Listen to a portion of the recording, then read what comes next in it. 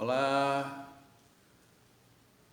graças a Deus pelas oportunidades que o Senhor vai concedendo a nós, mais uma oportunidade que Ele nos dá para que a Sua palavra seja pregada, seja ouvida, assimilada.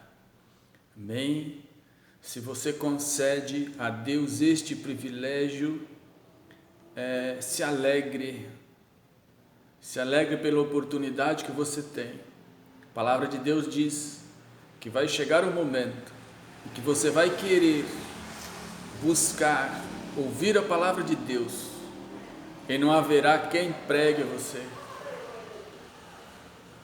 Então, todas as vezes que você encontrar alguém querendo pregar a palavra de Deus, que seja de coração, que seja com entendimento, com discernimento, dê glórias a Deus.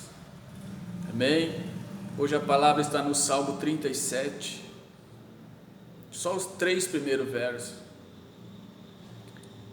É uma palavra espetacular.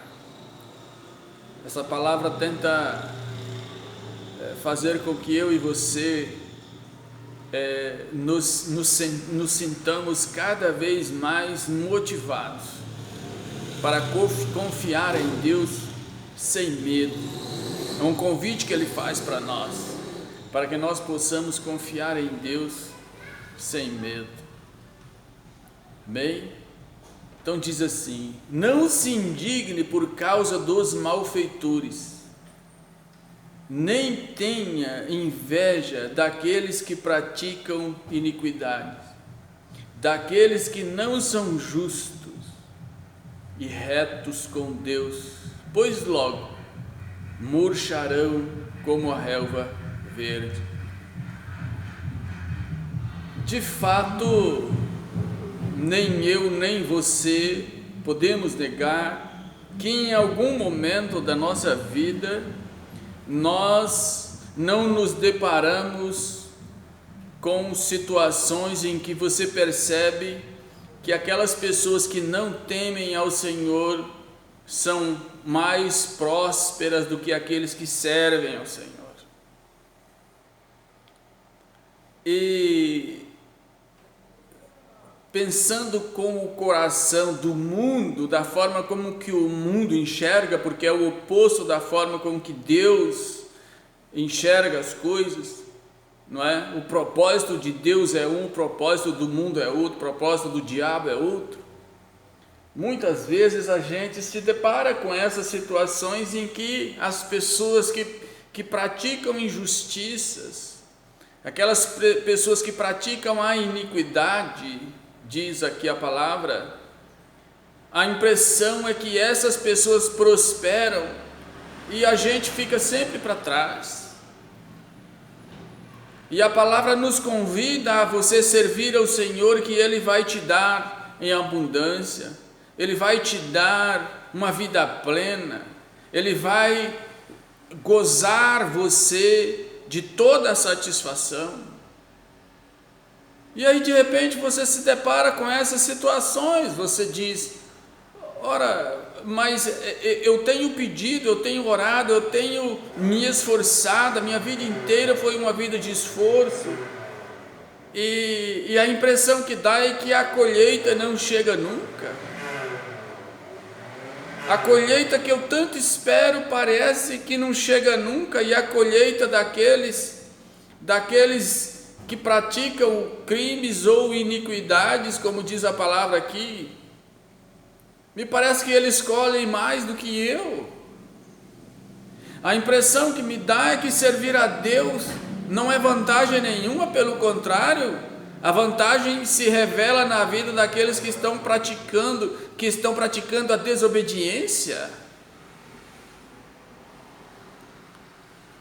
Mas se nós pararmos para prestar bem atenção no que diz a palavra, ela já diz lá no comecinho: não se indigne, ou seja, não se preocupe, porque no final, no começo ela diz: não se preocupe, não se indigne, não se sinta indignado com isso,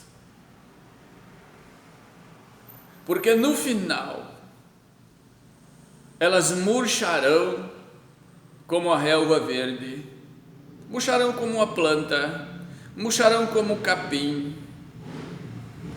A palavra também diz para Daniel: Daniel, vá até o fim. Daniel não está mais entre nós, então a palavra é para mim e para você. Primeiro, não se indigne, ou seja, não se preocupe em demasiado com essas pessoas, ainda que aparentemente elas estejam prosperando, porque no final elas murcharão como a relva. E ela diz para Daniel e diz para mim e para você: vá até o fim. Se você ainda está indignado, está preocupado, é porque você ainda não chegou no fim. O propósito de Deus ainda não se revelou para você. E afinal de contas, o propósito de Deus não é para esta vida, é para outra vida, é para a vida futura, é para a vida eterna.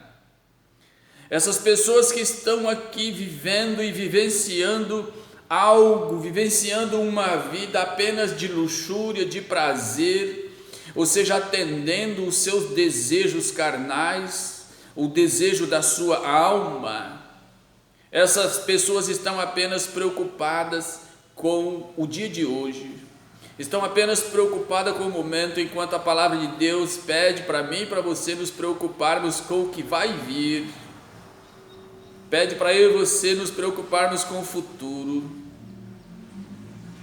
porque o nosso destino não é esse, a nossa casa definitivamente não será essa. Nós estamos aqui apenas temporário, nós estamos de passagem.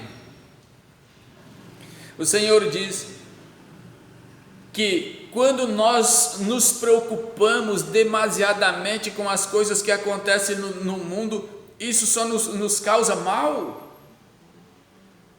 Pare de olhar, a palavra é um convite para eu e você, para que eu e você possamos parar de olhar com tanto afinco assim as coisas que acontecem no mundo.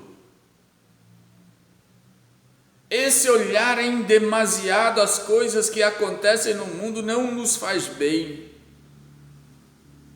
O que nos faz bem é você olhar e meditar, pedir discernimento ao Senhor, para que você possa compreender exatamente os planos e o propósito de Deus. Você precisa se colocar diante de Deus assim: Senhor, o que o Senhor quer de mim? O Senhor quer dizer o que para nós com tudo isso? Nós estamos passando por uma pandemia, mas talvez você olhe mais a pandemia do que ao propósito de Deus. Você precisa todos os dias, a todo momento, em oração sem cessar. Pedro, quando foi liberto da prisão, a igreja, os amigos de Pedro oravam sem cessar. Então quer dizer, o Senhor nos convida a orar sem cessar. E quando você ora sem cessar, o milagre acontece. Quando você deixa de valorizar apenas o momento, apenas o que está visível, porque Paulo também diz para nós que a nossa luta não é essa luta visível, a nossa luta não é contra carne e sangue, mas sim contra forças espirituais invisíveis no mundo celestial. Amém? Este é o convite, para que eu e você não nos preocupemos tanto assim. Não se preocupe tanto assim. Nós precisamos confiar em Deus e acreditar que Ele está no controle e certamente tem um plano que ninguém irá impedir. Você está observando tudo isso. O mundo inteiro está assombrado, olhando com os olhos da alma, com os olhos da carne. Nós iremos estar assombrados.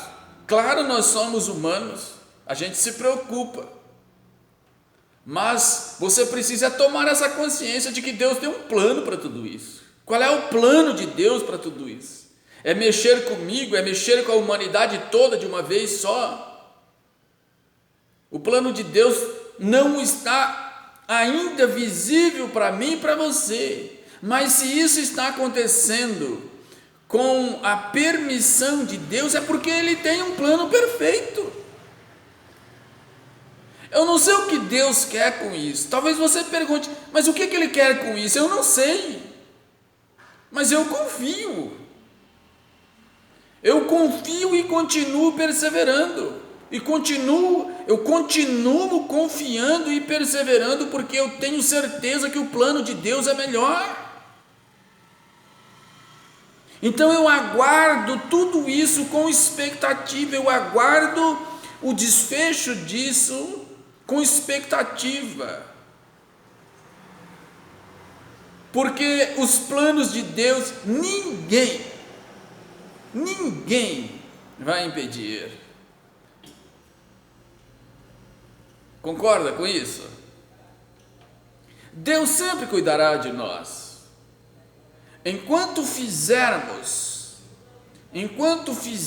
o bem, diz o verso 3, confie no Senhor e faça o bem. Diz ele, confie no Senhor e faça o bem. Ainda que nós estejamos atravessando todos esses problemas, ainda que você esteja atravessando problemas particulares na sua vida, a palavra diz, confie no Senhor e faça o bem. Mas nós estamos passando por dificuldades, tem gente morrendo, tem família sofrendo, tem, mas confie no Senhor e faça o bem. Esta é a palavra dele, entendeu? Esta é a palavra dele para nós. Esse é um convite, na realidade, que o Senhor faz para nós, para que eu e você, apesar de todos esses problemas, continuemos confiando no Senhor e fazendo bem. Mas como é que eu vou fazer o bem a alguém se eu mesmo estou sofrendo? Este é o convite do Senhor.